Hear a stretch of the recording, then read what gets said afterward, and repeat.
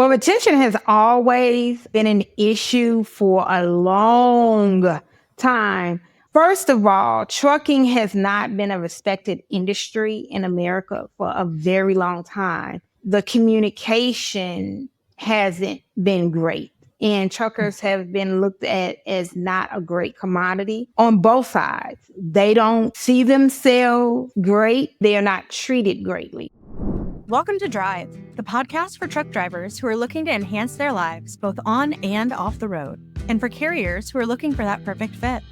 I'm Chelsea Faulkner, and we're here to bring you conversations that will help to keep you moving forward in every area of your life. Whether you're a seasoned trucker or just starting off in the industry, this is a show for you.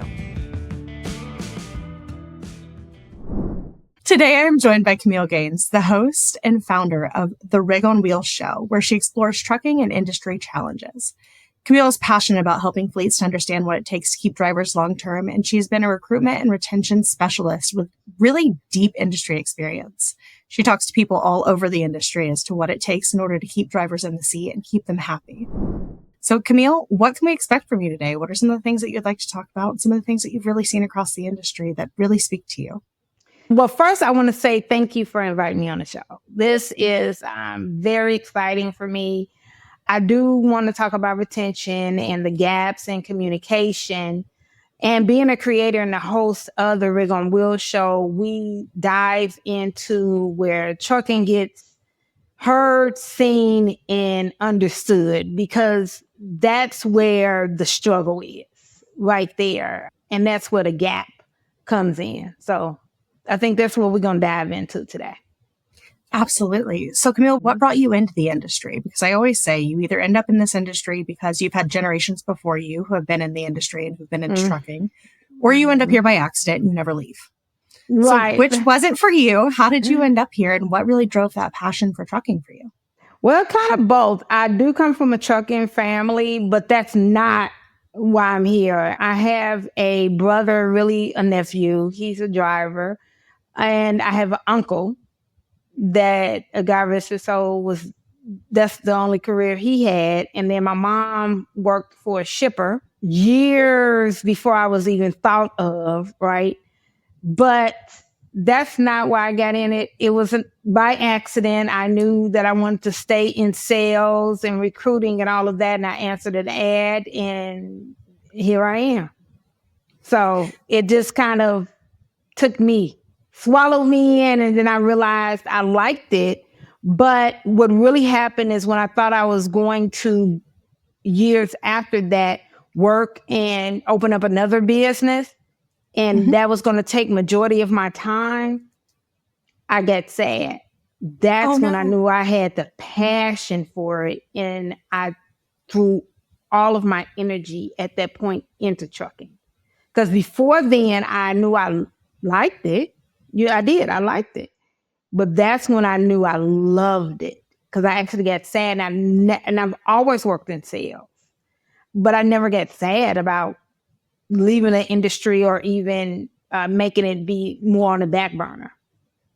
For sure. So sales to retention, how did that transition happen? I believe it's all the same thing. Yeah, it has to be the same thing, because you have to retain your clientele. Because if not, you're always churning and burning. Whether it's insurance, you have to have a pipeline. So you're always retaining, just like you're always be closing ABC, where you have to retain your pipeline. So the first part of closing a client, it doesn't matter what industry you're in, you have to retain them in order to do that. Because if not, you're always churning and burning. And then that's what is burnout in sales. Okay, so now then we go from sales to you were going to break out and start your own company. You came back into trucking, and now you have your own podcast. How did that happen? Well, I've always been in sales, and that's what I'm still in, is sales. That's all I know is sales and marketing. So that's what podcasting is. And what we do with our podcast, the Rig on Wheels show, is we link it. It's a platform where we grow the fleet and help them on the marketing side of things. especially with the smaller fleets. Now, our longest client is Mesilla Valley. So they don't need us in the same traditional form that a small or a mid-sized trucking company or logistics company needs us. Theirs is a little bit different, but the other ones need us for the repurposing of content, the ghost blogging, all of that, the maintaining of their social media. So we have to sell our services. We have to make sure we're branding them correctly.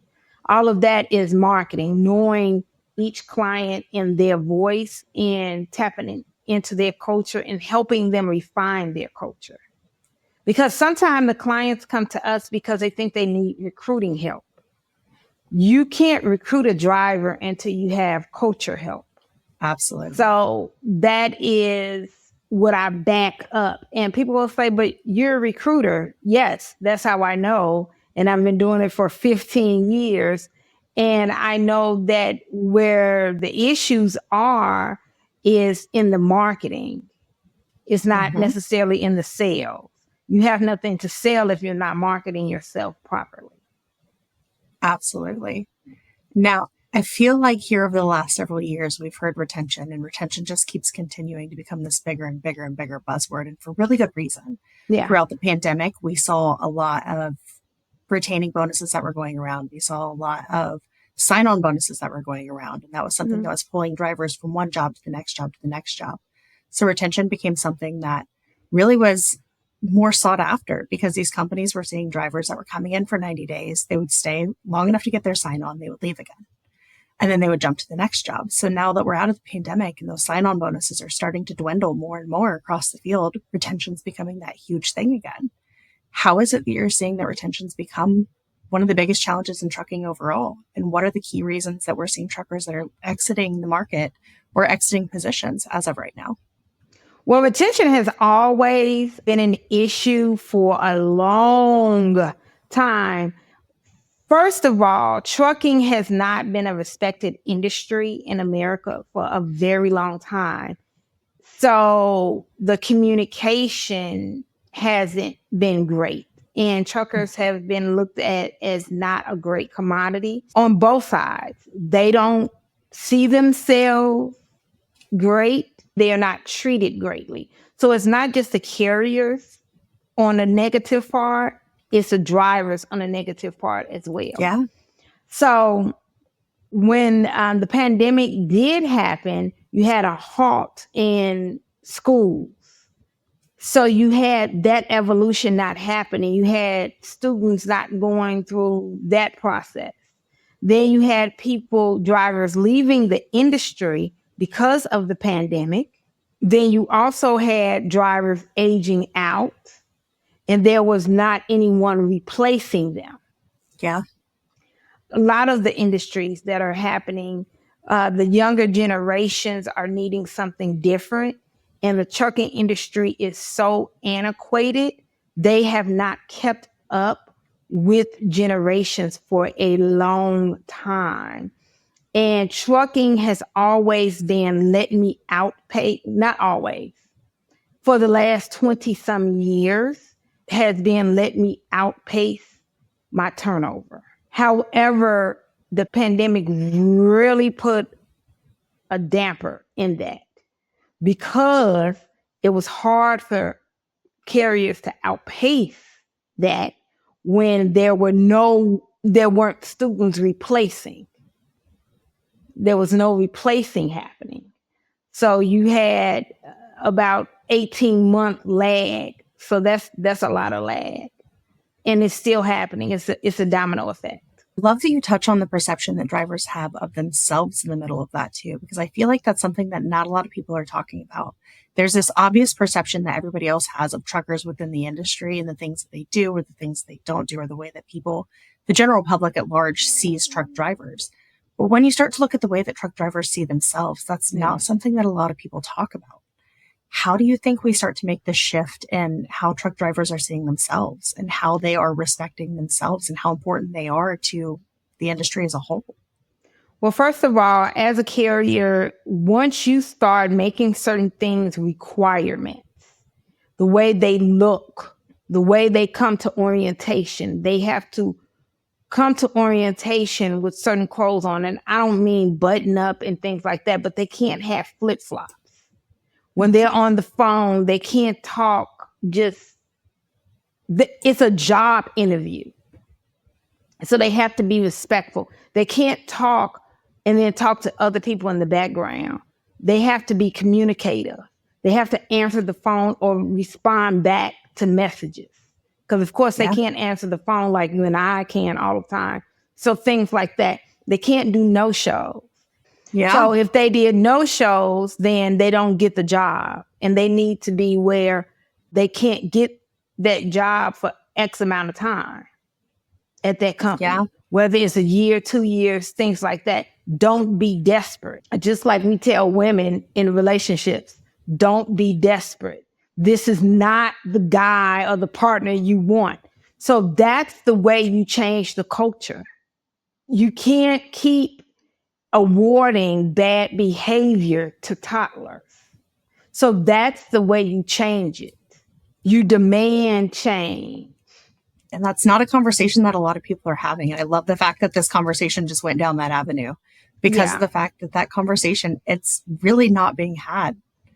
Truck drivers need to be looked at as a pilot. Would you want your pilot to do no-shows to an interview? Would you want your pilot to come in to an orientation with flip-flops on, hair down their back? Would you trust that pilot? If you have long hair, that's fine. It needs to be in a ponytail if you're a man.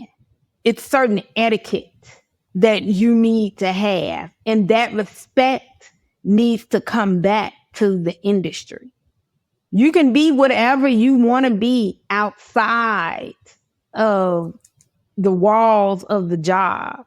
But once you're at the job, this needs to be it.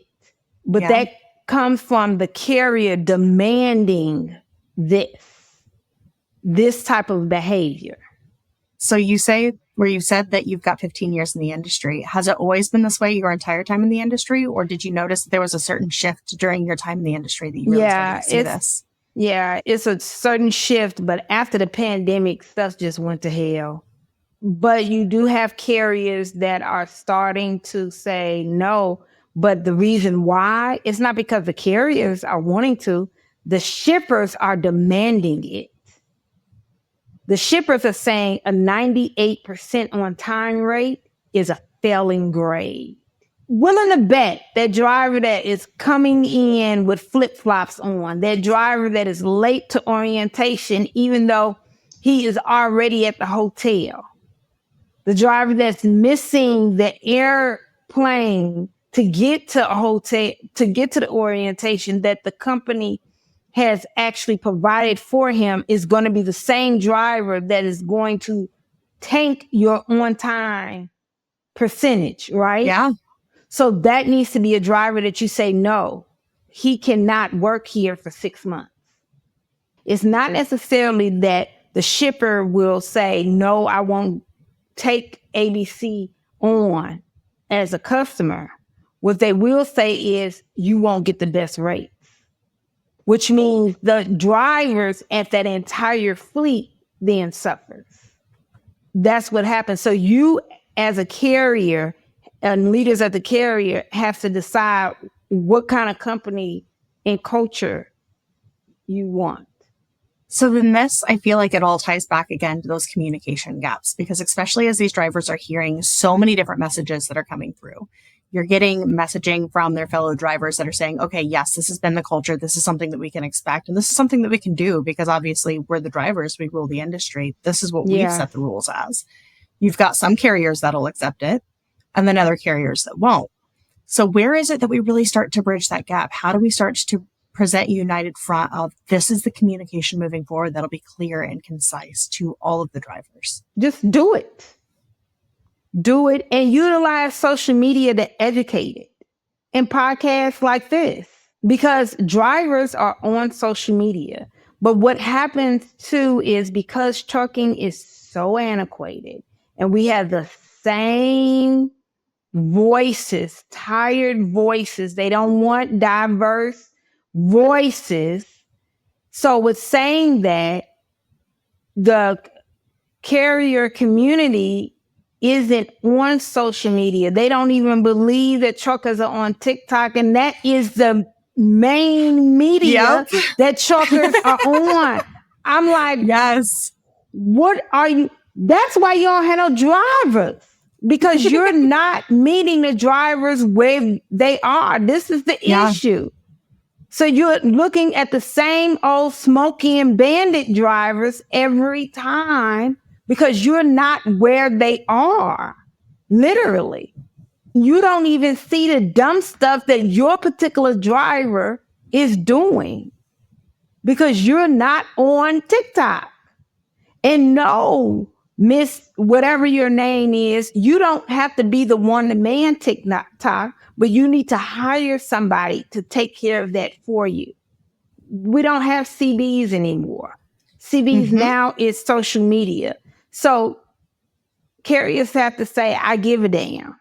They literally need to say, this is what I want to do. I want to have a culture. And if they don't, that's fine. Say that too, because there are companies that are known for that as well. And I think that that's okay too, because that's your culture. But stand on that, because there are drivers that need those type of companies as well.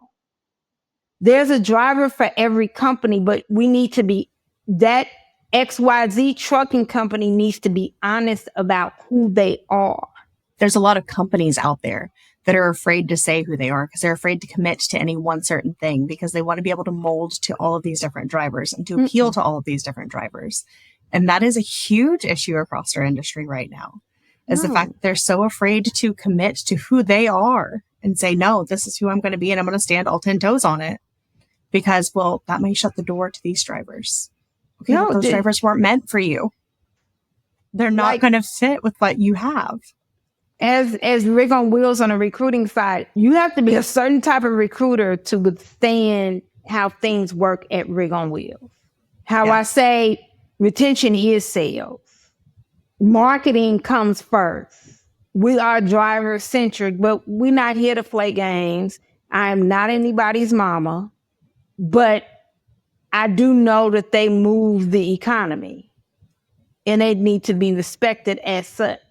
So it's that type of thing as well. But every recruitment agency moves differently, and they might be great, but they're totally different from our culture at Rig on Wheels. I love that you touched on the aspect of social media replacing CB radios, because this is actually a conversation that I've had here recently about the fact that CB radios used to almost have this reminder to drivers that, hey, we're supposed to be connecting. Hey, we're not alone in the truck, because that static was constantly going in the truck whenever somebody wasn't coming across that radio. If they didn't have it shut off, there was that reminder of that static. So with the fact that social media has replaced it, and obviously social media doesn't throw that static, how do you feel like that's contributing to mental health with drivers in the truck right now, and the way that we're retaining with mental health, or the way that that's contributing to drivers not realizing they still have that connectivity piece? Yeah, I think we need to talk about mental health so much more. It's a lot. It's lonely in those trucks, and your thoughts get very loud. I think it's the carrier's responsibility to really have different things for the drivers and advocate for the drivers to be able to help them and help them where they are. And different drivers need different things, and ask them. Yes. You know, because certain drivers, it could be just simply apps. Like literally, it's simply just an app that a carrier can buy an app for their fleet for $7.99. But ask the drivers, because everything is different for everyone. It can be something just like that. It could be sending out a mindset affirmation every morning. So that would be my advice, is simply ask, because everyone is different. The way I deal with my mental health is going to be different than the way you deal with yours. And no way is wrong unless you're not doing anything. Yes, I absolutely love that. Now, Kameel, we often talk about communication between drivers and fleets needing to talk to drivers and ask them what it is that they need. But how is it that you feel like we could really start to encourage the strengthening of that communication between drivers and encourage them to continue to discuss the problems amongst themselves? I mean, obviously, they want to talk about their wins amongst themselves. Sometimes they'll talk about their losses, but when it gets down to really the nitty gritty and the things that they're really struggling with, for instance, mental health, a lot of times we don't see drivers actually talking about how lonely they're getting in the trucks. We're talking about what their actual health looks like in the trucks. We're talking about what it is that they need in order to stay retained with different companies when they're in the trucks. How do we start to encourage those conversations more? So I'm not a professional when it comes to mental health, psychiatry, and stuff like that. The majority of our drivers are men. So that's a society issue. Men don't feel comfortable with talking about those issues. But what I feel is that the FMCSA is going to have to really decide that this is an issue. They do not feel like it's an issue. They don't give a damn. Because if they did, there would be a mental health specialist that will help figure this out. The majority of our drivers are men. We know that men do not talk about this enough as a society. So I can't help with that because I'm not a man. I struggle with my boys with that. So what I do when it comes to my boys and stuff like that, I'm, just reach out to mentors, make sure counselors and all of that. But then you have things that always come into play. You have ethnicity issues. Black and brown people as a whole don't feel like they want to talk about it as much. Then you might have generational issues in there. Then you have transgender. It's so many different diverse issues in there. That is the reason why FMCSA is really going to have to give a damn, and the associations like the ATA. For sure. Now, I have seen some companies start to take on the role where they've got drivers that are in a retention specialist place, where they've got drivers that are going out and they're acting as a retention specialist amongst their peers. So they're starting those conversations. They're saying, hey, listen, we know that you're struggling when you're in the truck. These are some of the things that we've seen that you're struggling with. Have you seen any of that within the industry, or have you talked with any of those folks? And how do you see that that's starting to? Yes, I have a partner company, Hello Retention. They are freaking amazing when it comes to that, and making sure they're third party and making sure that they actually calling the drivers and seeing what's going on, and they save drivers for the company because drivers leave for misunderstanding and lack of communication and all of that. So they make sure, however, it needs to be a professional when it comes to mental health, because to really get down to what's going on.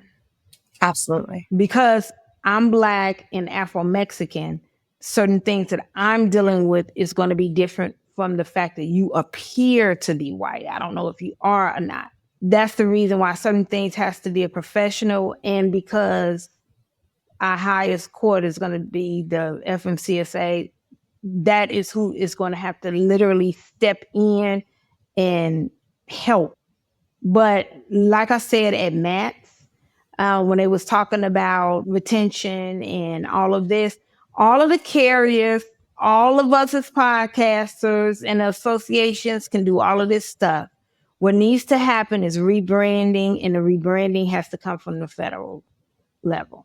Now, Kameel, if a fleet out there wants to start improving their retention today, what do you feel like is the first step that they should be making in order to start with those improvements? Figure out who they are first. Who are you as a company? That's the first thing you need to figure out. Think of it as a relationship, and the driver that you want is the spouse that you want. This is a marriage. Marriage is a business arrangement.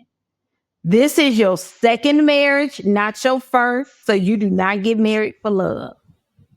This ain't no honeymoon. You are middle-aged now. your kids are grown, and you are getting married for the real deal, not for love. So it's a business arrangement. Who are you, ABC Trucking Company? And what do you want from your spouse? And once you figure out who you are as a company, then you need to figure out what type of driver fits in with your company. If you know that this particular driver could be a great driver, but it doesn't fit in with your company, then don't hire that driver. Now, what policies specifically have you seen that have really worked well with companies for improving that driver loyalty?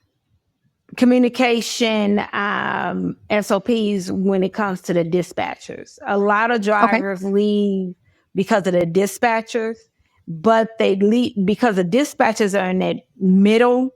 And so they're getting pushed down from the top and pushed down from the bottom. So it needs to be clear SOPs, and the dispatchers don't need to be feeling that type of pressure from the top.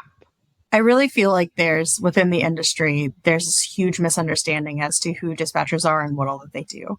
And it's almost this dichotomy where I really wish that dispatchers had the ability to go out with truck drivers for a day, and then truck drivers had the ability to sit down with the dispatcher for a day. That part. And once they both had the ability to actually coexist and say, oh, wait, this is your job. This is what you do. I feel like some of those barriers could be broken down, because it's always one of them is mad at the other for something that somebody has miscommunicated, and nobody understands exactly why they're angry at each other. No.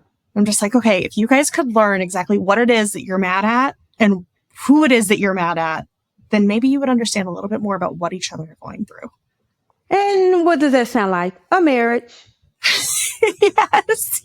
That's all I'm going to say. It sounds like a marriage. So if you just go forth and think of it like that, but what happens in logistics is 24/7. And it's hard to sit down, because when you sit down, you know you're losing money. But know that it's not losing money, you're investing your time.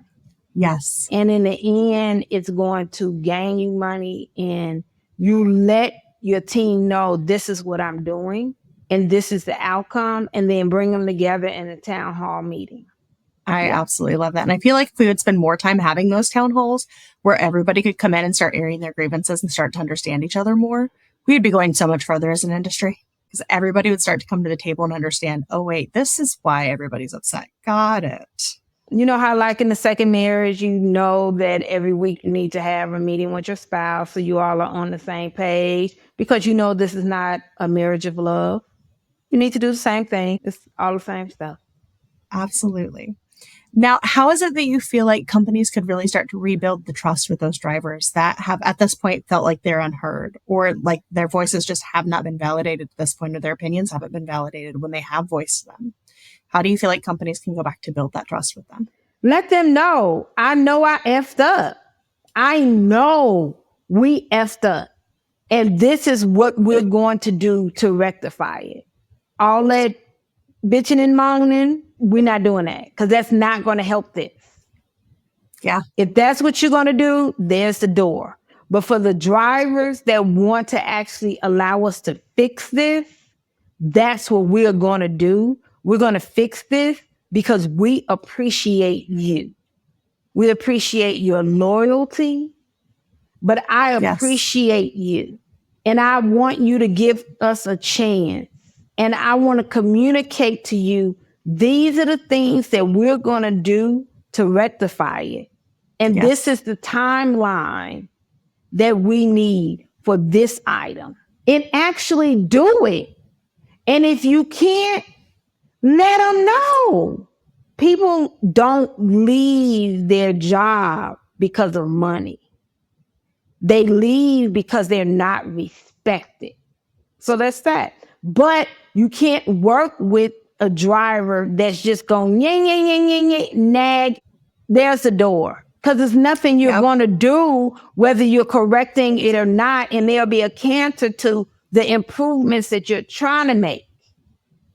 So see them to the door. Sometimes their season is over. Thank them for what they have done, but their time is done, and be over with it, and be over with it quickly. Yes, ma'am. Kameel, before we end this, is there anything else that you want to leave the listeners out there with? What I want to say is we are not looking for drivers. We are only looking for professional drivers. I need the respect of when my Uncle Smitty was in this industry. That's what I need. I need the guys and girls where they can go home to their mama for Thanksgiving and know that this income they bringing in is a respectable income. And Absolutely. they not all in debt and everything like that to be able to earn a great living for their spouse and taking care of their kids. This is good work. Well, Kameel, I really appreciate you taking the time to come on today. And where is it that our listeners can find you if they'd like to go out and they'd like to find your podcast or they'd like to find you personally out on LinkedIn or anything like that? Where is it that you prefer they find you?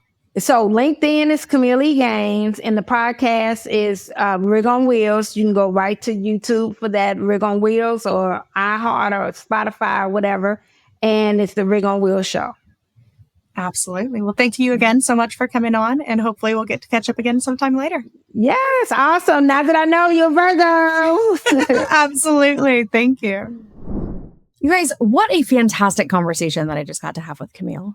I mean, she really had me reflecting on the way that we treat drivers from the time that we pick up the phone for that first interview until the time that they get out of the truck at the end of the day to come turn in their paperwork. If we want to shift the industry, we really have to start thinking about the way that we're communicating on a day-to-day basis and the respect that we're giving and receiving from drivers and everybody that's working in the office as a whole. I mean, if we want to make that cultural shift, it's going to start with everybody working together, coming to this table at the same time. If you want to continue to have more conversations like this, please make sure that you're following Zach and I both over on LinkedIn if you're not already, and make sure that you've subscribed to us wherever it is that you get your podcasts. And I cannot wait to chat with you guys again and see what we get up to on the next one. Thanks, guys. Thank you so much for joining us on this episode of Drive. For more from Handled Now, head to handlednow.com and sign up for our newsletter. You can also join us on our Facebook group called The Driver's Seat and follow us on LinkedIn. Don't forget to subscribe wherever it is that you get your podcast.